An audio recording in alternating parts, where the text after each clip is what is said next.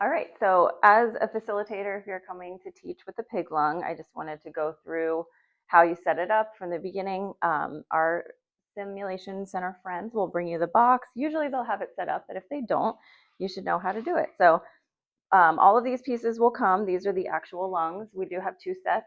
So this one will say 2025 because that's the newest one. And then we have our elderly lungs over here.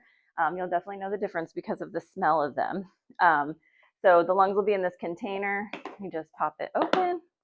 Actually, I'm going to leave that closed until I set everything up. So all of the pieces, you can see how they come apart, but essentially what you're building is something so that it can hang over the basin, just like this one is. So we'll start putting these guys together. They do all kind of come apart. This little piece is so that you can hook your Omniflex to it. And this is essentially where you put your bag to breathe for them, or your ventilator can hook there. And then these guys all hook together like so. The connections aren't great, so you may have some like minor leaks and things, but for the most part, they all hook together well. So then we're going to open up our lung, and the lung is already put together with this adapter that helps you hang it. And so just making sure that you slide it in there pretty good. It's a nice tight fit. I've never had them fall on me, but knock on wood, that won't happen.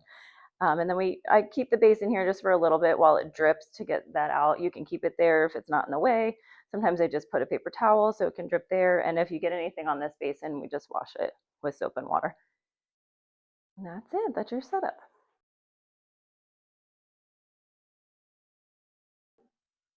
So when you're facilitating this pig lung here in the Sim Center, you want to make sure that you get here a little bit before so that you can check all your things, make sure that you have all the necessary pieces so to work with whatever flow you feel like doing. But once you have your lung set up, then you're going to go ahead and attach it to the bag. And these lungs aren't perfect. They have some holes in them. So you do need to use a little bit higher flow sometimes to get them blown up. So that's what you want to do is come in and get them hooked up to your flow meter. So right now I have it on 15 liters.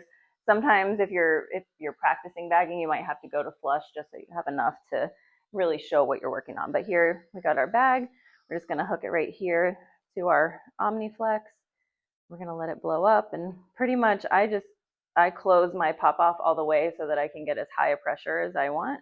And then you can see the lungs are blowing up, and I just do some bagging. You can see our little blebs and holes, but I'll just make sure we have a lot. And actually, this is still not as taut as I want to make sure it's all blown up. So I'm actually going to go up on my flow and just max it out just to get them as big as we can. So you can see all the pieces popping open. And this part just helps make sure that your lungs are ready. And then when you do hook it up to the ventilator or to the bag, that you can really show what you want to show.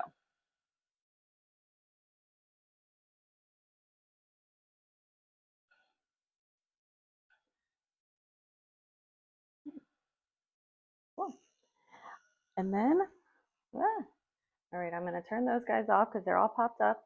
And now, if you have a larger group, you may want to have both lungs set up so that you can get as many people checked off for practicing the bagging at once. So you'll also want to check yours. So our older lungs actually pop up pretty easily. The newer ones are the ones that can sometimes have a little trouble. So this guy, so you can see this part, I like to show the popping open because it kind of looks like atelectasis popping up, which it actually is. So that's a really cool teaching point that you can do. But you can see this one usually has a little trouble on that side. So we just have to make sure. I'm going to go ahead and turn up the flow so that we can get it moving. This guy looks like he actually had a contusion or something. But you can see these ones, even though they're newer, they do actually take a little bit more time to pop open. And everybody will be nervous that these are going to blow, but I promise you they will not blow up because you have your pop-off on your bag. So you can see this part doesn't usually inflate. I think something happened to our poor piggy.